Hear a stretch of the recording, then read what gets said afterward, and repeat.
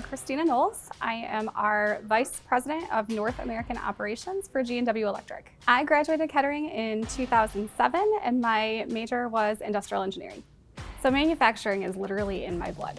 I am a third generation manufacturing employee. GMI was a natural transition, which then turned into Kettering for me.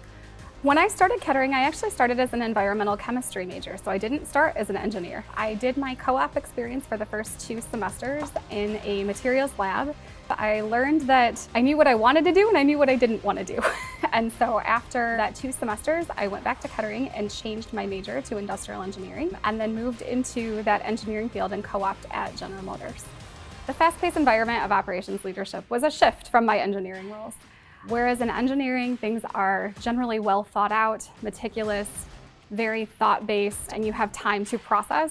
Operations is fast-paced, where quick decisions are required, and that was a little bit of a transition. Luckily, Kettering prepares us for transitions, prepares us for things that come up that are unexpected, and teaches you to be that fast-paced and make those quick decisions. There were 3 key decisions that helped me advance through my career. The first one was the decision to leave the auto industry.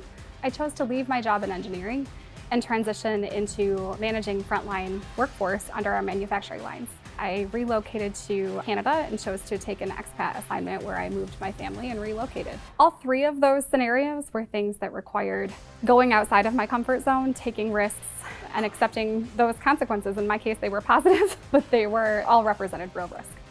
One of the courses that I took while I was at Kettering was an advanced work design class.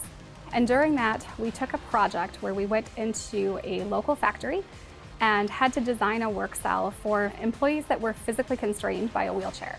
During that project, I learned how to set up a work cell for those that are physically disabled. And I've taken that skill set back to G&W Electric, where we are able to set up work cells for neurodiverse employees and allow them to be successful here while working.